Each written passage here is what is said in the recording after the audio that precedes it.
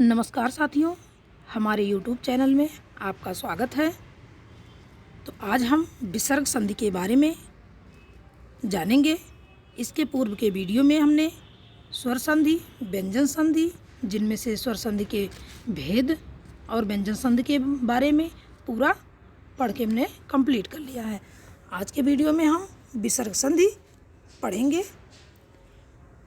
Video शुरू करने से पहले आपसे रिक्वेस्ट है, हमारे चैनल को सब्सक्राइब करें, दोस्तों में ज़्यादा से ज़्यादा शेयर करें और वीडियो को लाइक करना बिल्कुल ना भूलें। चलिए आइए हम शुरू करते हैं। आज का संधि हमारा विसर्ग संधि। इसके नियम को हम इसकी परिभाषा हम जान लेते हैं कि विसर्ग संधि होता क्या है। तो विसर्ग के बाद स्वर या व्यंजन आने पर विसर्ग में जो विकार होता है उसे विसर्ग संधि कहते हैं। कहने का तात्पर्य यह है कि विसर्ग के बाद स्वर वर्ण आता है तब भी जो है विसर्ग संधि होती है, और विसर्ग के बाद व्यंजन वर्ण आते हैं तब भी हमारा विसर्ग संधि होता है। जैसे उदाहरण के माध्यम से हम जान लेते हैं, जैसे मन धन अनुकूल मिल करके क्या बन जाता है, मनोनुकूल। चलिए हम इसके नियम के बारे में भी जान लेते हैं। इसका पहला नियम क्या कह रहा है, विसर्ग के पहले यदि आ और बाद में भी आ अथवा वर्गों के तीसरे, चौथे, पांचवें वर्ण अथवा य, र, ल, व हो तो विसर्ग का ओ हो जाता है। विसर्ग का क्या होता है, ओ। तो इसमें हम उदाहरण जान लेते हैं, उसके माध्यम से हम समझते हैं। तो उदाहरण है हमारा मन धन अनुकूल मिलकर के क्या बन जाएगा, मनोनुकूल। इसमें क्या कह रहा है, विसर्ग से पहले क्या आता है, आ। पहले आ का मतलब है विसर्ग से पहले क्या आया है, आ आया है। तो विसर्ग से पहले आ ही है, ना से आ निकलेगा, फिर विसर्ग लगता है। हमेशा स्वर पे ही विसर्ग लगता है। तो उसके बाद क्या है, आ आता है, ठीक। या वर्ग का तीसरा, चौथा, पांचवा वर्ण आता है तो मिलकर के क्या बन जाता है, ओ बन जाता है। तो मनोनुकूल बन जाएगा। उसी तरह से अधःदन गति मिल करके अधोगति बनता है, और मनः धन बल मिल करके मनोबल मिलता है। कहने का मतलब है अधा आ है ना, धा में आ निकला, और विसर्ग हमेशा हमें पता है कि स्वर वर्ण के पीछे ही लगते हैं। तो इसके विसर्ग के बाद क्या है, इसके बाद है ग। ये का वर्ग का कौन सा वर्ण है, तीसरा वर्ण ग है ना। तो मिलकर के हमारा क्या बन जाता है, ओ हो जाता है। तो इस प्रकार से हमारा अधोगति बन जाएगा। उसी तरह से मनः धन बल, ये भी है, इसका जो है वर्ण का चौथा अक्षर है, तीसरा वर्ण है, तो इसका हो जाएगा मनोबल। हमें आशा है कि आपको समझ में आ रहा होगा। चलिए हम अगला नियम जानते हैं। अगला नियम हमारा क्या कह रहा है, विसर्ग से पहले ह्रस्व आ या दीर्घ आ को छोड़कर कोई स्वर हो और बाद में कोई स्वर हो, तीसरे वर्ग के तीसरे, चौथे, पांचवें वर्ण अथवा य, र, ल, व, ह में से कोई हो तो विसर्ग का क्या हो जाता है, र या र हो जाता है। कहने का तात्पर्य यह है कि विसर्ग से पहले आ और ह्रस्व आए चाहे दीर्घ आए, इसको छोड़ के क्या हो, कोई स्वर हो या वर्ग का तीसरा, चौथा, पांचवा वर्ण हो, तब भी मिलकर के क्या बन जाता है, रा बन जाता है। और या उसके बाद य, र, ल, व, ह हो तब भी क्या बन जाता है, रा बनता है। चलिए हम उदाहरण के माध्यम से जान लेते हैं। उदाहरण हमारा क्या कह रहा है,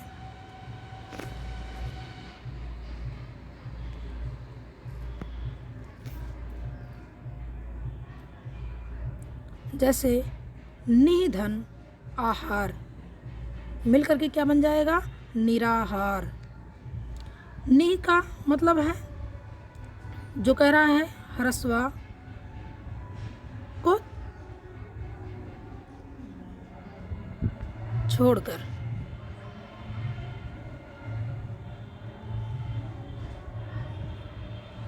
हाँ, यहाँ पर ये बता रहा है विसर्ग से पहले आ या आ को छोड़कर। विसर्ग के पहले आ और या आ नहीं है, न ह्रस्व आ है और न दीर्घ आ है। क्या है? छोटी ई है। इसकी जो है पहले छोटी ई है, उसके बाद विसर्ग आया हुआ है और बाद में स्वर आ सकता है, या वर्ग का तीसरा चौथा और पांचवा वर्ण भी आ सकता है। तो यहाँ पर दीर्घ आ आया है, मिल करके क्या बन गया है? निराहार। उसी तरह से नि धन आशा मिल करके निराशा, ये हमेशा क्या बन जाएगा? यहाँ भी ई है, ई के बाद विसर्ग है, फिर आ है, मिल करके जो बन जाता है, क्या बन जाता है? रा में परिवर्तित हो जाता है विसर्ग, तो क्या बन जाएगा? निराशा। उसी तरह से निधन धन मिल करके क्या बन जाएगा? निर्धन। चलिए हम फिर से इसको जान लेते हैं। इसी को इसमें यह कह रहा है विसर्ग से पहले आ या आ को छोड़कर कोई स्वर वर्ण हो और बाद में कोई स्वर हो, वर्ग के तीसरे चौथे पांचवें और य र ल व ह में से कोई हो तो विसर्ग का रा हो जाता। कहने का मतलब कि आ और आ को छोड़ करके, मतलब ह्रस्व दीर्घ आ ना आए, बाकी का कोई भी स्वर आए। उसके बाद वर्ग का तीसरा अक्षर भी आ सकता है, चौथा भी आ सकता है, पांचवा भी आ सकता है, या कोई भी स्वर वर्ण आ सकता है। तो इसका मिलकर के क्या बन जाता है? रा हो जाता है उसके स्थान पे। तो उदाहरण हमारा यही कह रहा है नि धन आहार। तो नि में ई आया है, इसके बाद विसर्ग है, फिर आ आया है, मतलब बाद में कोई भी स्वर हो। कुछ ज़रूरी नहीं है कि ह्रस्व आ दीर्घ आ हो, इसके बाद भी कोई स्वर हो सकता है और वो भी हो सकता है, उस पर कोई वो नहीं है, लेकिन पहले नहीं आना चाहिए। तो मिल करके क्या बन जाता है? निराहार। उसी तरह से निधन आशा मिल करके निराशा बनेगा, निधन धन मिल करके निर्धन बनेगा। चलिए हम अगले नियम के बारे में जान लेते हैं।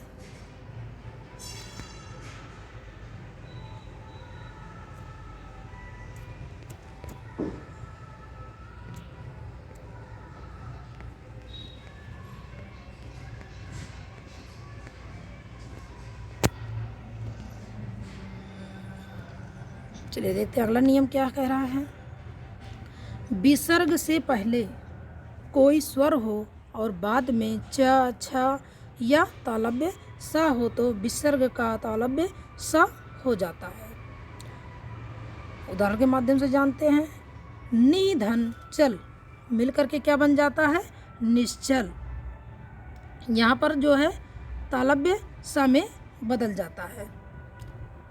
चा आए या छा आए या तालव्य सा आए तो उसके स्थान पर क्या बन जाता है? तालव्य सा। इसी तरह से निधन छल मिलकर के निश्चल बन गया। यहाँ भी छ का क्या बन गया है? तालव्य सा बना है। फिर दुधन शासन मिलकर के क्या बन गया है? दुशासन। यहाँ भी दुशासन में भी सा का सा ही हुआ है, मतलब तालव्य सा को तालव्य सा ही हुआ है। चलिए हम अगले नियम की तरफ बढ़ते हैं। अगला नियम हमारा क्या कह रहा है? विसर्ग के बाद यदि ता या सा हो तो विसर्ग सा बन जाता है। विसर्ग के बाद क्या आए? ता आए या दंती सा आए तो उसके स्थान पर क्या बन जाता है? दंती सा बन जाता है। विसर्ग भी बन सकता है और दंती सा भी बन जाता है।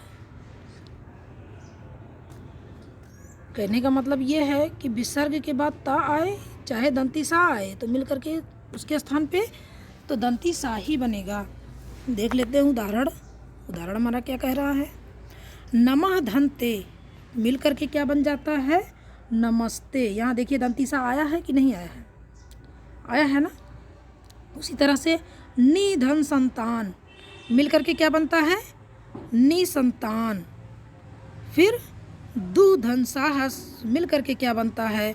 दुस्साहस। चलिए हम आइए अगले नियम की तरफ बढ़ते हैं। अगला नियम हमारा क्या कह रहा है?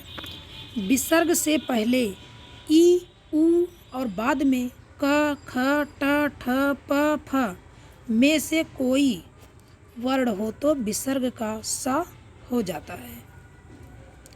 विसर्ग से पहले ई, उ और बाद में क्या होना चाहिए? क, ख, ट, ठ, प, फ में से कोई भी वर्ण हो तो इसके स्थान पर क्या हो जाता है? मूर्धन्य सा हो जाता है। चलिए आइए हम उदाहरण देखते हैं। जैसे नि धन कलंक मिल करके क्या बन जाएगा? निष्कलंक। फिर अगला क्या है? चतुः धन पाद मिल करके चतुष्पाद और नि धन फल मिल करके निष्फल। इसमें कैसे हम जानेंगे? यहाँ पर देखिए ई आया है, ई के बाद विसर्ग है। हमें पता है कि विसर्ग स्वर पर ही लगते हैं, तो यहाँ पर ई के बाद विसर्ग आया है और उसके बाद क्या है? का है या खा है, टा है, ठा है, फा है, पा भी हो सकता है। इनमें से कोई वर्ड, तो यहाँ पर क्या कौन सा वर्ड आया है? का आया है, तो मिल करके मूर्धन्य सा हमारा बन जाता है, तो इस निष्कलंक हो गया। उसी तरह से यहाँ पर ऊ के बाद विसर्ग है, फिर पा आया है, तो मिल करके मूर्धन्य सा इसमें भी बनेगा, तो चतुष्पाद बन जाएगा। उसी तरह से निधन फल, तो यहाँ भी फा आया है, तो इसका जो है क्या बन जाएगा? मूर्धन्य सा बन जाएगा, तो मिल करके बन गया निष्फल। चलिए हम अगले नियम की तरफ बढ़ते हैं। अगला नियम हमारा क्या कह रहा है? विसर्ग से पहले ह्रस्व या दीर्घ हो तो और बाद में कोई भिन्न स्वर हो तो विसर्ग का क्या हो जाता है? लोप। विसर्ग का लोप हो जाता है, मतलब विसर्ग गायब हो जाता है, विसर्ग के चिन्ह दिखाई नहीं देते हैं। इसको हम उदाहरण के माध्यम से जानते हैं। निधन रोग मिल करके क्या बन जाएगा? निरोग। निधन रोग मिल करके निरोग बन जाएगा। कभी कभी परीक्षाओं में इस तरह से लिखा होता है, हम उसको सही मान लेते हैं, ये बिल्कुल गलत है। ये होगा निरोग। शुद्ध जो इसका है, शुद्ध वर्तनी निरोग है। उसी तरह से निधन रस मिल करके क्या बन जाता है? नीरस। निधन रस मिल करके नीरस बन जाता है। चलिए हम अगला उदाहरण जो अगला नियम जानते हैं। अगला नियम हमारा है विसर्ग के बाद का, ख अथवा पा, फा होने पर विसर्ग में कोई परिवर्तन नहीं होता है। यदि विसर्ग के बाद क्या आ जाए? का आ जाए या खा आ जाए, पा आ जाए या फा आ जाए, तो विसर्ग में कोई परिवर्तन नहीं होता है। अब इसको हम उदाहरण से जान लेते हैं कि कैसे नहीं होता है। जैसे अंतःधन करण मिल करके अंतःकरण, यहाँ पर जो है विसर्ग के बाद क्या आया है? का आया है यहाँ पर, इसीलिए विसर्ग का लोप नहीं हुआ है, इसमें कोई भी परिवर्तन नहीं हुआ है। मिल करके क्या बन गया? अंतःधन करण मिल करके अंतःकरण बन गया। आज के लिए वीडियो में बस इतना ही। हमारे चैनल को सब्सक्राइब करें, वीडियो को अपने दोस्तों में ज़्यादा से ज़्यादा शेयर करें और लाइक करें। तो अगले वीडियो में मिलेंगे। आज के लिए बस इतना ही। धन्यवाद। जय हिंद, वंदे मातरम।